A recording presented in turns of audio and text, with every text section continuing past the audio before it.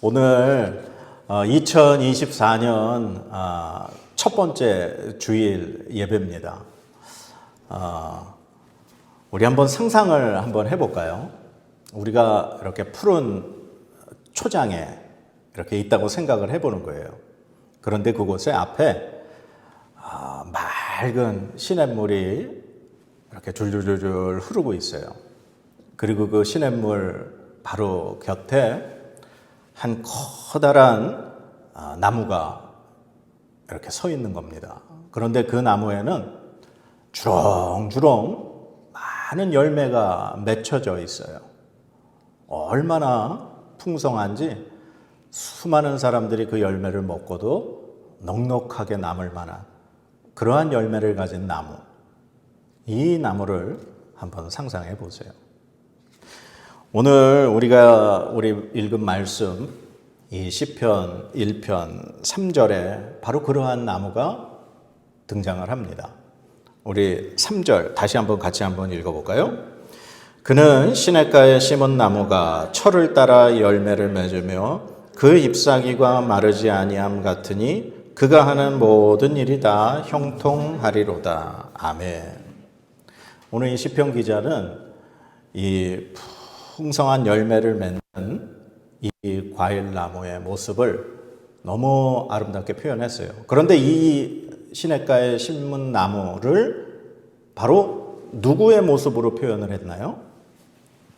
오늘 3절에 봤지만 그는 그 사람의 모습이 이 시냇가에 심은 나무와 같다 그랬어요. 그러면 그가 누굴까요? 바로 위에 1절에 있는 복 있는 사람은입니다. 자, 우리 1절, 2절 한번 읽어볼까요? 복 있는 사람은 악인들의 꾀를 따르지 아니하며 죄인들의 길에 서지 아니하며 오만한 자들의 자리에 앉지 아니하고 오직 여호와의 율법을 즐거워하여 그의 율법을 주야로 묵상하는도다. 아멘. 복 있는 사람은 하면서 이런 사람입니다. 하고서 3절에 그는 시냇가에 심은 나무와 같습니다. 그렇게 설명하고 있는 거예요. 그러니까 복 있는 사람이 그 시냇가에 심은 나무와 같이 철철이 열매를 맺고 잎사귀가 마르지 아니함 같은 그러한 나무와 같다. 그러면 여기서 한 가지, 복 있는 사람은 하고서 1, 2절에 이렇게 말씀이 나와 있는데 이 말씀은 그럼 먼저 복이 있는 사람이 이러한 삶을 사는 걸까요? 아니면 이러한 삶을 사는 사람이 복이 있는 사람일까요? 어느 게 먼저일까요?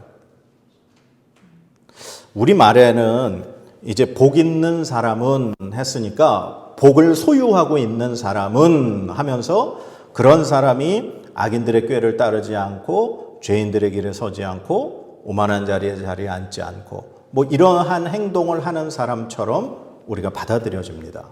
그런데 이 원어 히브리어 성경에는 이 부분 1장 1절의 말씀이 이렇게 돼 있어요.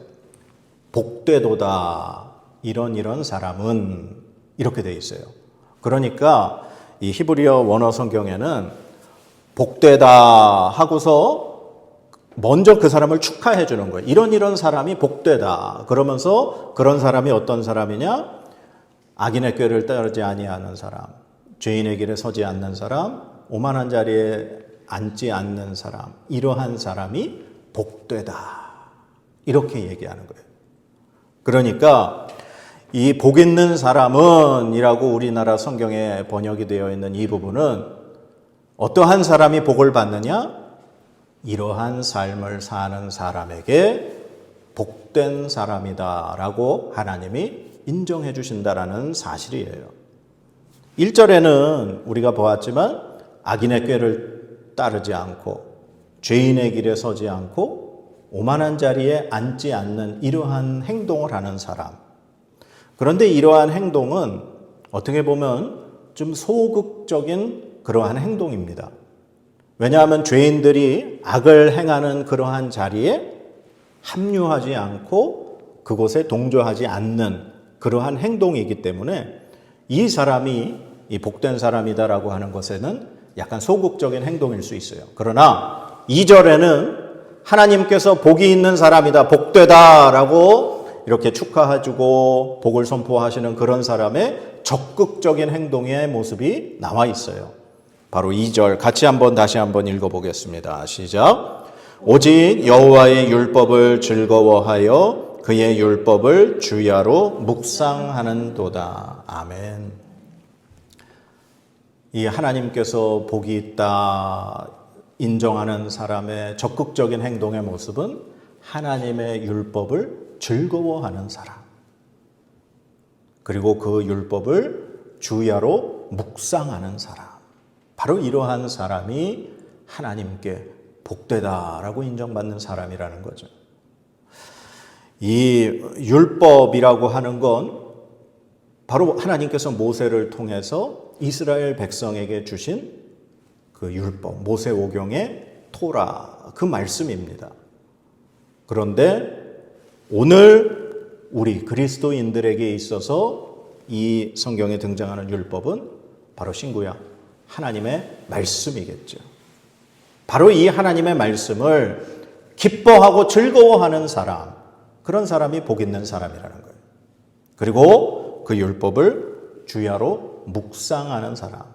우리가 묵상이라고 하면 왜 큐티 하듯이 말씀을 읽고 그것을 이렇게 생각하고 그렇게 그것을 이렇게 되새기는 그런 걸 묵상이라고 생각하지만, 이 이스라엘 백성들에게 있어서 이 묵상하다라고 하는 말은 읊조리다라고 하는 그런 뜻이에요.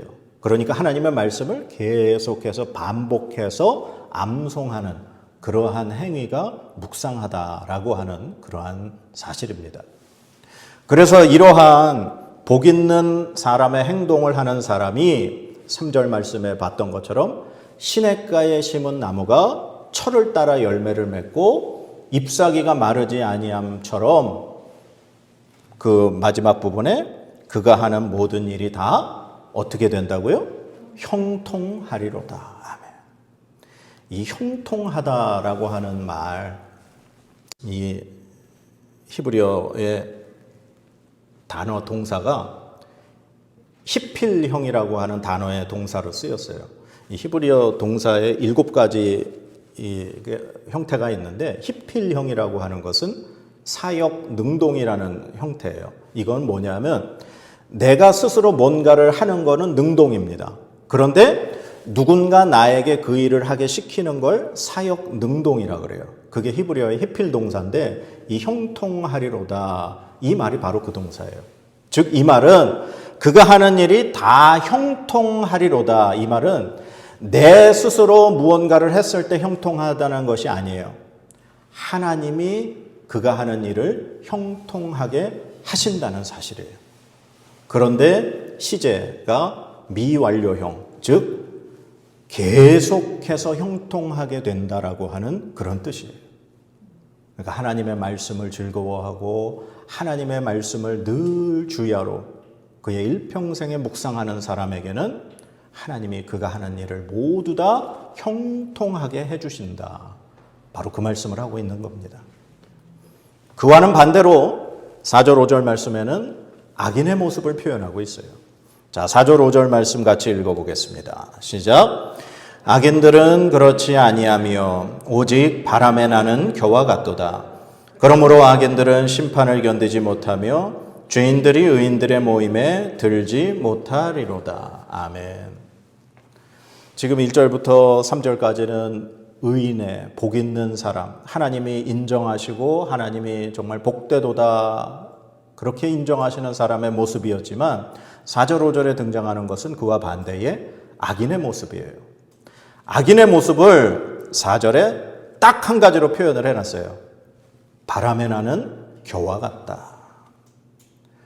지금 복 있는 사람은 시냇가에 심겨진 나무처럼 많은 열매를 맺고 그가 하는 일이 형통할 것이다. 지금 그렇게 말씀을 하고 있는데, 악인의 모습은 바람에 날리는 겨와 같다. 이거 키질 해보셨어요?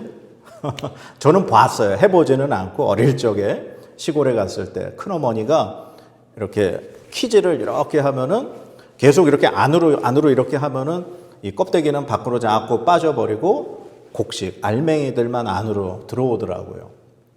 이스라엘에서 이 곡식을 추수하고 그때 당시에 이제 키질을 하면 이제 껍질, 쭉정이들은 바람에 다 날려버리게 되죠. 성경에는, 구약 성경에는 이 악인들, 하나님의 혹은 심판을 표현할 때 이 바람에 불려 날아가는 겨와 같다, 이런 표현을 씁니다. 그런데 오늘 보면은 악인들의 모습이 바람에 나는 겨와 같다, 그렇게 표현하고 있어요. 그런데 여기서 중요한 사실이 한 가지 있습니다. 이 겨라고 하는 것도 그 식물의 일부분이었다는 사실이에요. 겨는 그 식물과 전혀 상관없는 어떠한 존재가 아니라 그 식물에 처음부터 끝까지 자라다가 그 안에 열매가 없는 껍질일 뿐이라는 거예요. 그러면 이 식물과 한 몸이었던 겨가 그 식물에서 분리되는 날이 언제입니까? 바로 추수 때. 바로 그 추수 때에 비로소 그 겨는 그 식물에게서 떨어져 불타 없어지게 되는 거예요. 그게 바로 5절에 있는 말씀과 같이 그러므로 악인들은 심판을 견디지 못한다. 죄인들이 의인들의 모임에 들지 못한다. 이 말씀을 하고 있는 겁니다.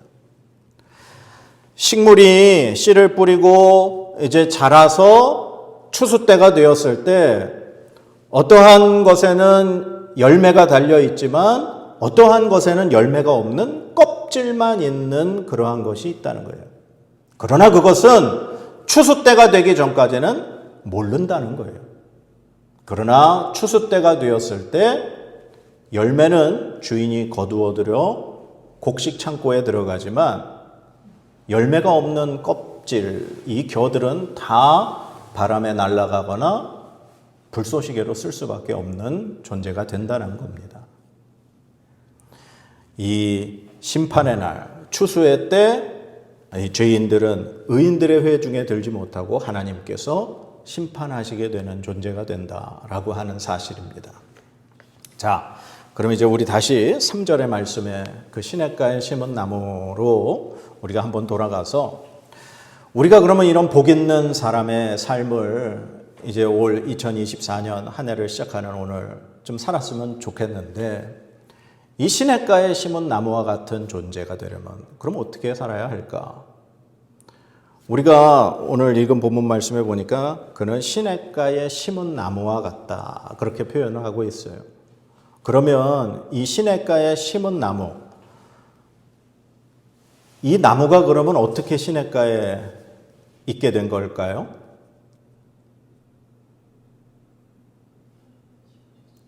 예, 심은 나무, 이 심었다라고, 우리나라 이 표현에는 이 수동태라고 하는 게 없어요.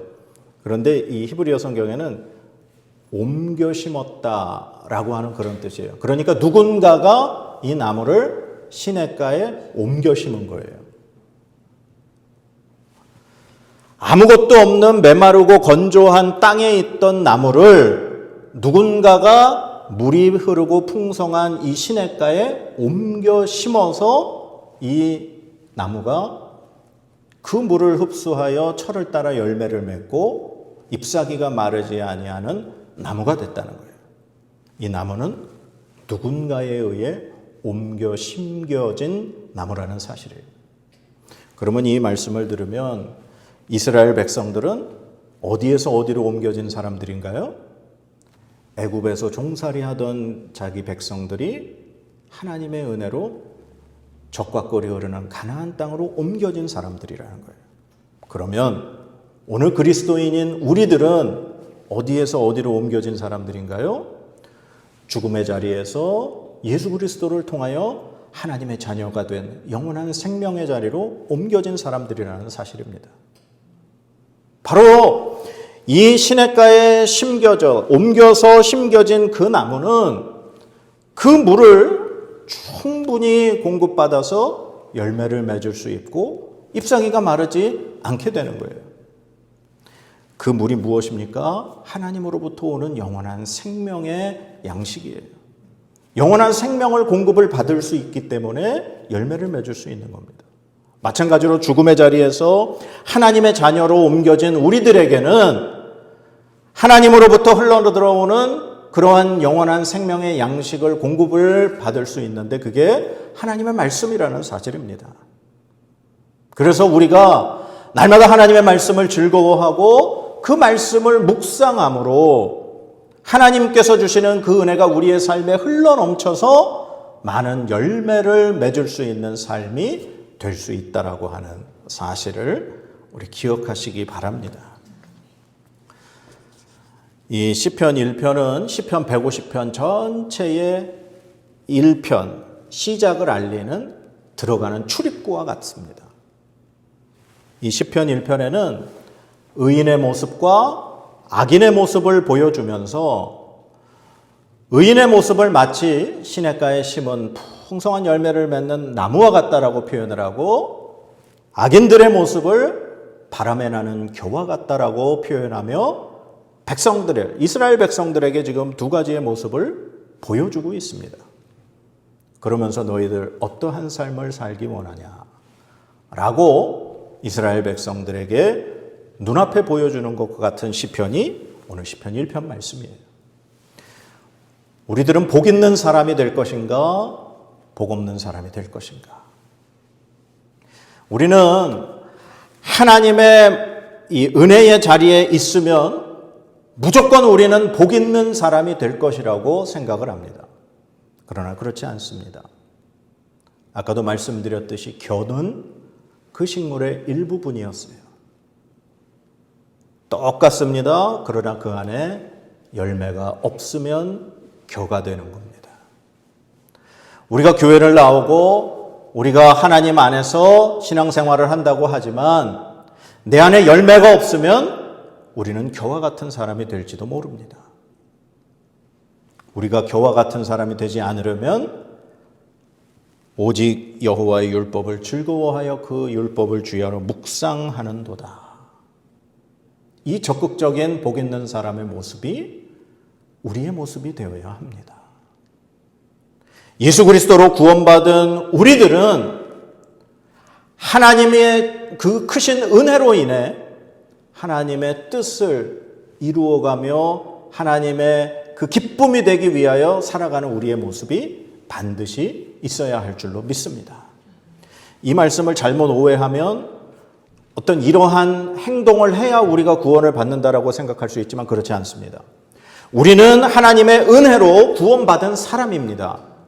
그 하나님의 은혜로 구원받은 사람이기에 하나님의 말씀대로 하나님의 그 형상대로 살아가야 하는 것이 우리의 모습이 되어야 한다라는 사실입니다. 그래서 2024년 올 한 해 뿐만 아니라 우리가 정말 이 땅을 살아가는 그 생명이 다하는 그 순간까지 하나님의 말씀을 즐거워하고 하나님의 말씀을 늘 묵상하며 하나님의 말씀대로 살아가서 매 우리의 삶에 열매가 맺혀지는 저와 여러분의 삶이 되기를 축원합니다. 그래서 우리 이야기가 있는 교회는 하나님의 말씀이 이끄는 교회, 그리고 우리 여러분들의 삶은 하나님의 말씀이 이끄는 그러한 삶이 되시기를 주님의 이름으로 간절히 축원합니다. 우리 기도하겠습니다.